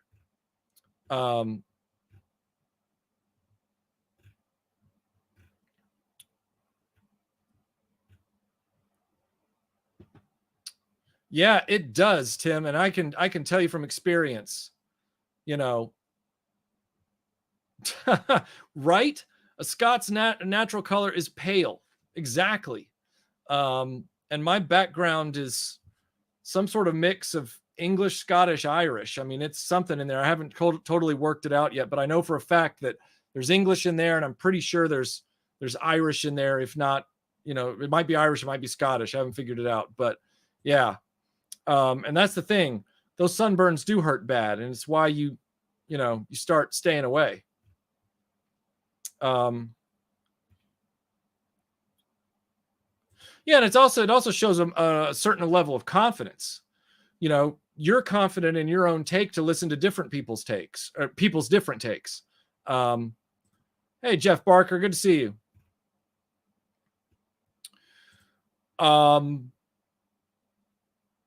I mean, I think, like, I love a lot of Danny's tracks. And at the time that they were on the scene together, even though Kylie was still the bigger draw, Danny was always, all the guys used to say, well, Danny's the hotter one. Danny's the one I would want to take to prom. Danny's the one I'd want to go out on a date with. Apparently that was true when they were teenagers as well. But I would say that I think Kylie definitely has something about her style, her whole aura, whatever you want to call it. She's able to deliver hit after hit after hit after hit. She has that thing. Wrong think detected. I will put my hate up against your hate anytime, and I will love it. I will love it. Yeah, I'm wanting to get War Stories back on track. I really am. See, Sal understands. Sal and I stood next to one another all day at Dragon Con, and nobody thought that we looked out of place. But then again, that was Dragon Con, so there's probably a lot of pale people at Dragon Con. Whatever. Yeah, dude. Oh, Jim. So I did that video about the Transformers playset, right? And it was nothing but positive. Like, meaning about the playset itself. Like, I took a few like very light-hearted jabs at the Transformers as toys in the beginning of it, but that's nothing I haven't said before. I was nothing but positive about a cardboard playset. And do you know that Transformers people got in the comments and started dunking on that playset? I mean, it's like, I only want you to talk about what you like. Why can't you talk about what you like? All right, I like this thing. That thing's terrible. That thing's trash. I'll never buy that. I'd never want that in my collection. Talk about something else. Moving the goalposts yet again. Amazing. It's amazing.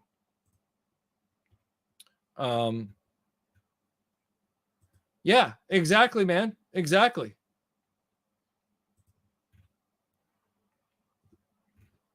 Well, I don't know what I said that made you feel that way about me, but I appreciate the fact that you do. So thank you. Ooh, Jason, thank you for the super chat. He says, who is a better treasure hunter, Indiana Jones or Lara Croft? Well, let's see. Lara did end up with the dragon dagger. Lara, I can't remember if she ended up with that meteorite from part 3, whatever. Lara didn't end up getting out of Last Revelation alive, though she did get the Ankh at one point. You know what? That might also be a draw. Indy never gets the stuff that he wants except for the Dial of Destiny and the Cross of Coronado. So that's 2. Lara got the Dragon Dagger. She did get Thor's hammer. I think she left it behind, but she did secure it. I bet you it's even, Steven. I bet you it's even. Oh, and if you're talking about the movies, she didn't get anything either. I might think that I've gone back and watched every video. Oh, thank you. That's very kind. What was the first video that launched RetroBlasting? That would be the Thundercats video. It was called Thundercats Are Racist Porno Kitties. And that had to be pulled down after many attempts to re-edit it over the years due to Warner Brothers continuing to just try to nickel and dime Thundercats, even though they're doing nothing with it. That video is now in the Lost Videos folder on the top tier of the RetroBlasting Patreon. So top tier patrons at the RetroBlasting Patreon, you can look it up in the posts. Just look up Lost Videos when you search the posts, and it'll come up, and it's a link to a folder where you can view all kinds of RetroBlasting videos that either got pulled down or just never made it onto the channel to begin with. And it's a two-part video. Let's see. On a lighter note, when it comes to Bespin Luke figures, is it just that you buy one whenever you see him, or that you're just trying to get the various versions? It's not every time I see one. I've passed up many. It's only when there's a major variation that I've suddenly run across, or if it's just a complete one or a very, very nicely cosmetic condition one for a very good price. But I'm not actually like a Luke Skywalker Bespin hoarder or anything like that. I think I have about 10 of them, something like that. It's not anything crazy. What are Kenner's top 4 toy lines? $6 Million Man. Let's see. $6 Million Man, Star Wars. Batman the Animated Series there at the end. And then, I mean, in the middle of the 80s, they tried all kinds of things. Strawberry Shortcake. Strawberry Shortcake, Batman the Animated Series, $6 Million Man, and Star Wars would be my votes. Those would be my votes. Why'd they do them in 7-inch scale? Why can't they blend better with my Marvel Legends? Everybody's got to be different. Oh, yes. There are 2 Minogues, my friend. There are 2 Minogues. Danny. Dannii. Danny Minogue.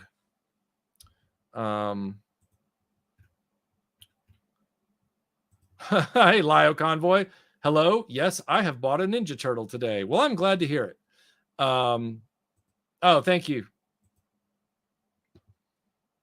Let's see. A year ago, I was in Tunisia touring the Star Wars sites, and my full brim Tilly hat was my savior from the sun. July in North Africa. Highly recommend. Oh, wow. Okay. I would definitely do that for sure.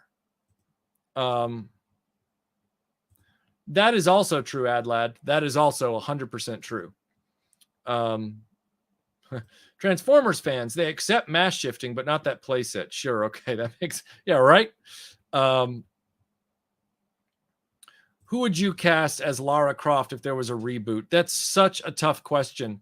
If this had been 10 years ago, I'd have said Haley Atwell, who is now doing the voice of Lara for this upcoming animated series. But they really missed the boat on casting her live action.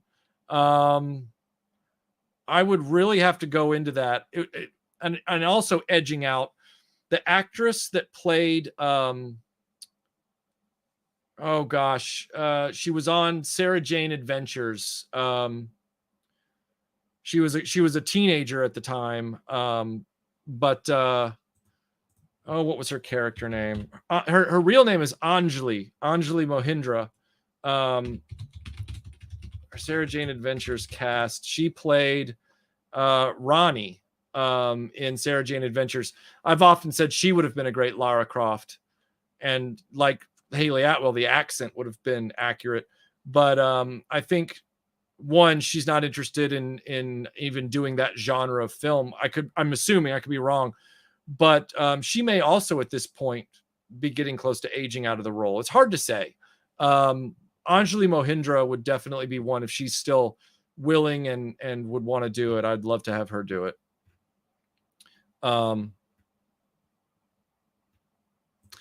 Yep. I know these things just come out of my mouth, Tim, and then I don't know. And then I'm in trouble for like 3 days. Yeah, those TSR ones are interesting. Yes, I would recommend the Tomb Raider Remastered trilogy. Absolutely. Although I don't know if they've really done the modern controls. I'm used to the tank controls. So the modern controls are apparently good for combat, not so good for traversing jumps. But I don't want to switch back and forth all the time. So I just stick with what I know. But overall, the remastered trilogy is amazing. It's really, really, really fun. And it's not reimagined. It's not like Tomb Raider Anniversary. It is the original games. So you'll get that original experience, but they're just updated with better graphics and better visuals and lighting. It's great. My channel will never be that, Jim. It will never be that. Never, never, never. Oh, dude, I'd do it in a heartbeat. I'd love to. Melinda has a lot of them, but we got to get them complete. I would do one. I don't care. I'd do a strawberry shortcake video. Man, that was a great toy line from Kenner. It was a great toy line, comprehensive as hell. No,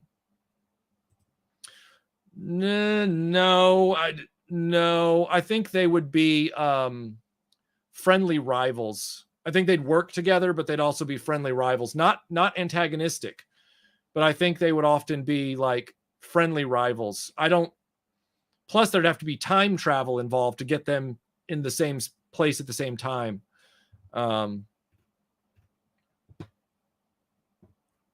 That is true. Yes. That's what I was trying to think of, Lewis. Ronnie. Yep. Oh,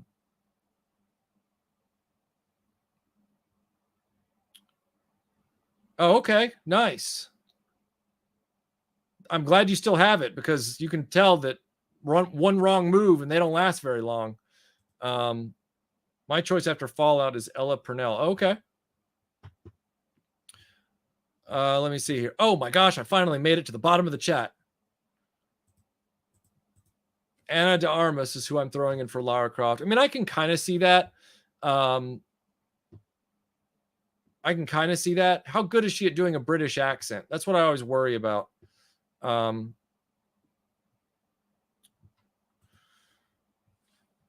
did not know it was getting a remaster. That's interesting. I have both of the Indiana Jones Lego games that were originally released, Indiana Jones and then Volume 2 or whatever it was. I have both of those. But I did not know that they were doing a remaster. Oh, you're saying how would you feel if they did one? I'd be fine with that. I'd play it. I really wish they would remaster Indiana Jones and the Infernal Machine, because you can barely play that game on Steam, even with DOSBox and stuff. It just doesn't work right. I'd love to replay that one with updated graphics. Yeah, I probably would, Rockabilly, based on the movie. Yeah, I'd buy into that. That's a good idea. I hadn't thought of that before, but yeah, I'd do that. Yes, I have all the vintage Lone Ranger figures. I have all of them, including the mail-away playset. All the horses, all the figures, all the weapons, and the mail-away playset. I have them all. The ones from Gabriel, the smaller ones, not the earlier, taller ones. Lio, thank you for the super chat. Time to make this hard for you. Who is the better treasure hunter? Jones, Croft, or McDuck? Well, okay, so you got the amazing pilot episode of DuckTales where they find the city of gold. Then you've got Treasure of the Lost Lamp. And of course all the various adventures in the series. Remind me, Lio, this is not sarcasm. I really don't remember. How many times did they actually end up with the treasure versus losing it? As often, Indy and Lara often don't end up with the thing at the end. How many times did they lose it or give it away? That's a serious question, because that would also determine it. Sal, thank you for the super chat. He says, allow me to summarize those types of YouTube commenters. Quote, don't let the facts get in the way of a good superiority complex. Oh, it's so true. Oh, it's so true. Take it easy, Bjorn. See you on the next one. Okay, I'm back. Gonna have to replay this for all I missed. Do you think now that Hasbro botched Indy yet again that Stan Solo? I'm hoping Stan Solo picks up that baton and just keeps running, Drew. I would give anything for him to pick up that baton and run with it. That would be awesome. I'd buy them all. I would buy them all.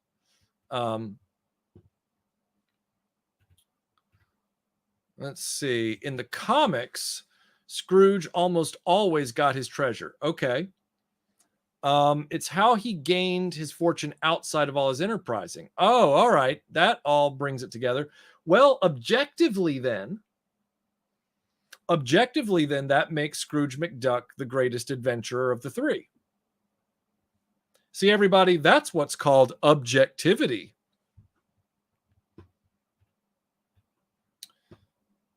There's this dumb setting now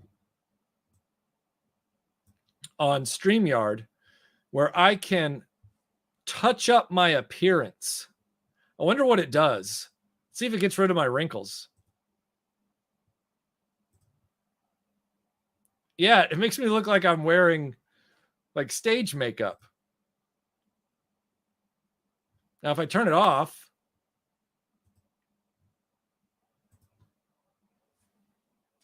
weird.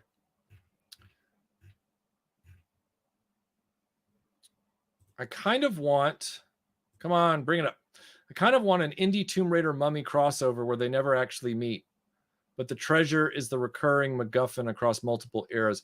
I've got to do a video at some point talking about how the word MacGuffin has been perverted by Steven Spielberg, Lucas, and J.J. Abrams.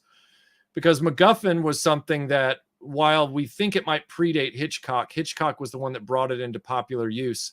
And the MacGuffin was not the thing that actually drives the plot. The MacGuffin was actually a thing that you think is going to drive the plot and then does not. Raiders of the Lost Ark is about the Ark. Therefore, the Ark is not a MacGuffin. It is the plot driver. If everybody's chasing the thing and that thing is the plot, then that is the plot. It's not a MacGuffin. A MacGuffin is the bag of money at the beginning of Psycho. That's the reason that she gets in the car, and you think it's going to play into it because she's just robbed the bank where she works. But she keeps it in the trunk of her car and checks into a hotel, not realizing that the hotel clerk, the owner of the hotel, is a psycho and murders her. He doesn't even know the money's in the trunk and doesn't care, and takes her body and pushes it in with the car into a muddy lake, like a muddy swamp. So that money doesn't factor into the plot at all. That is a MacGuffin. So when J.J. Abrams sits there and he's like, oh, yeah, well, you know, like this is like a MacGuffin and a mystery box and this. And Spielberg and Lucas are like, oh, yeah, the Holy Grail is the MacGuffin of Last Crusade. It's like, it's not the MacGuffin, dude. It's not a MacGuffin. It's weird how suddenly the definition of that word has changed completely.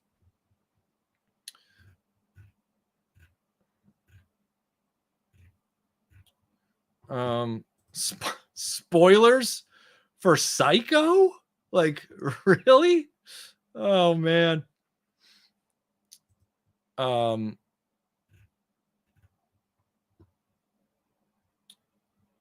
Yes, I did. And I still have a lot of wheels I have a lot of tires for them in a bag. The 40th anniversary Playmates Turtles set. Haven't decided yet. If I do get any of them, it'll be the Motu Origins-esque ones and not the other ones. But even with that, I haven't decided.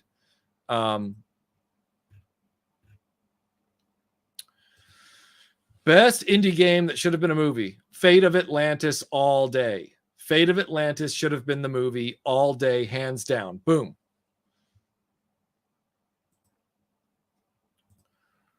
Well, remember, Mask was a great toy line in the middle of the 80s. I'm not going to say it wasn't raw. But I'm thinking about like cultural impact and sales. And you ask the average person today, you say the word Mask or you say the word $6 Million Man, more people are going to remember $6 Million Man than they're going to remember Mask. I would say $6 Million Man was a massive success for them. Whereas Mask, on the other hand, was like a modest success just based on how quickly it fizzled out and, you know,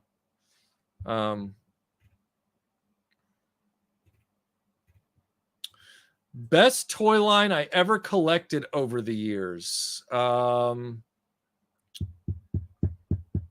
see, okay, hold on a second, Phil. I'll get back to this. Well, see, that's the funny part, Scott. You know this and I know this because you've seen the movie. Everything I just related is the beginning of the film. Like, that's the setup for the movie. That's not even the movie. Let's see. What do you think was the best toy line you collected over the years? Best. I'm always going to be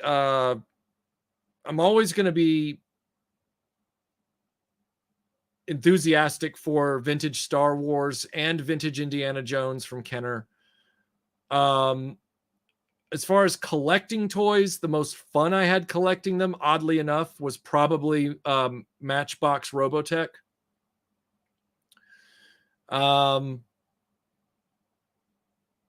Like, yes, you know, Silverhawks and Superpowers are like the most gorgeous to look at on a display shelf.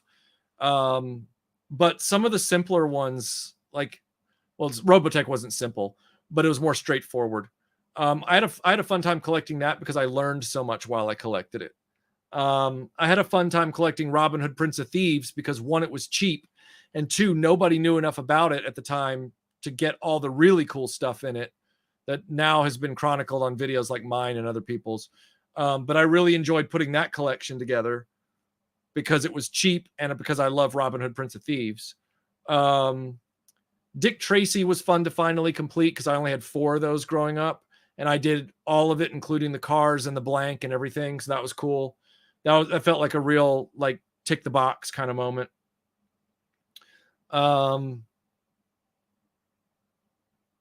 Yeah, those would probably be my biggest selections. Like, I enjoyed collecting things like, I really enjoyed completing the Panache Place Voltron set as well. I thought that was fun. Yeah, and in modern times, like with modern toys, there for a long time I did enjoy collecting Masters of the Universe Origins. Now it feels more like an obligation because they lost their they took their eye off the prize. But that was probably the one I enjoyed collecting most recently. As for others, not so much. Let's see. Toys to Life games like Skylanders.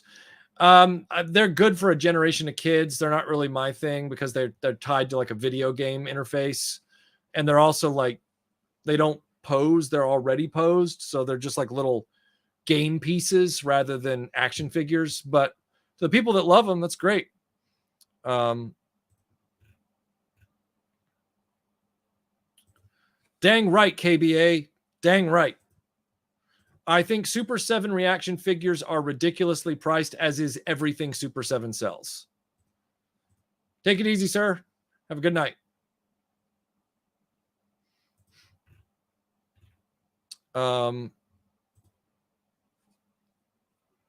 I've always felt they were overpriced and undersculpted.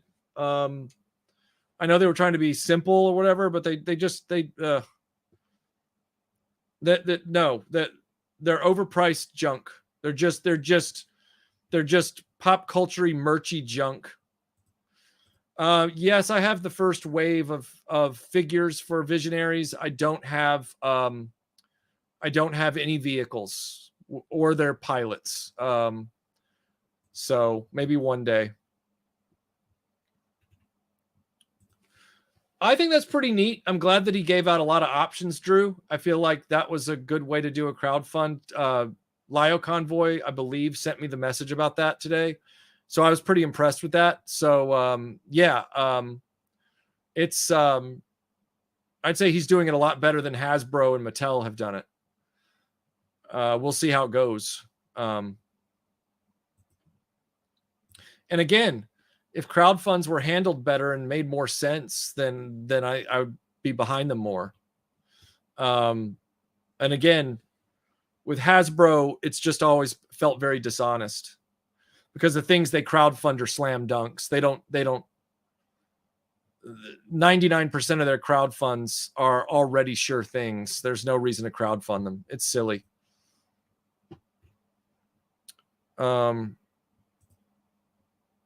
Is that true? Is that really true? That's too bad. Yeah, that's what I thought. I that's why I started to get out of it, because the exclusives were killing everything. It was just getting frustrating, like getting Extendar or whatever it is. But I was hoping that we would see a few more, out there, but we're not seeing. We're not going to be seeing them in stores anymore, huh? Because that's really sad. I'm actually bummed by that. Let me look up Origins here on Mattel Creations and see what it says. Origins. Come on. Okay, so we had Creations exclusive Cyclone, Woundar, Rock On, Grizzlor. I know Extendar was one. Okay, so the cartoon Too Bad is going to be one, which I don't care about him. There was Extendar. Yeah, that's a real bummer. That's a real bummer. If they don't put out more retail, general retail ones again, that's going to be a real shame. That's going to be a real shame. Because they had a good thing going there. They had a good run going. Oh, the most expensive thing's probably the DeLorean, but it's in the garage. The most expensive thing in my studio. Most expensive thing in my studio. If it's a toy, based on the money I had to spend to get it to where it needs to be, it's either the Defiant or that Thundercats Cat Lair playset. Or the Filmation Ghost Command playset. It's one of those. And then if it's a prop, well, the one piece of movie memorabilia that I do own, the actual movie memorabilia, is priceless, and that's Jeremy Kerr's amazing gift of an actual piece of the Last Crusade tank. But unfortunately, I don't have like props or anything, like prop replicas that are really, really high priced. Not that I recall. My other high priced item is probably I have the brace of pistols, not the actual ones, but exact functional duplicates of Lara Croft's pistols from the Angelina Jolie Tomb Raider film that were then used in a lot of the video games.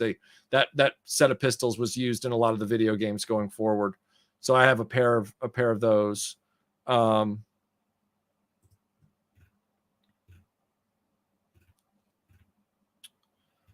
Let's see. Oh crap! I'm just being told that I basically have like 5 minutes until I have to be on the Patreon after show. Okay, everybody. What do I think of the upcoming Lord of the Rings War of the Rohirrim animated film? It's got to be better than that Rings of Power thing that came out. I'll tell you that much. Let's hope for it. No, at the time I wasn't disappointed because his helmet didn't come off in the show. I have not. We plan to. Melinda was supposed to do that with our friend Mike Alonso, and unfortunately, it's not going to happen that way now. But hopefully, in the near future, we'll be able to do that. Okay, so I completely agree, Michael. That's why I don't want Blue Origin to own the movie Enterprise. I think that's wrong. I didn't know Eagle Moss was doing an Ark of the Covenant. I'll look into it. Okay. I got to jump over to the Patreon after show. But everybody, thank you for being here tonight. Thanks so much. It was fun to talk. It was fun to hang out with all of you. And yes, we grew up with the TMNT RPG. My brother still has the books. All right, everybody, have a great night.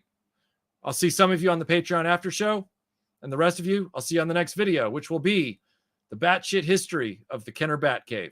Night, everyone.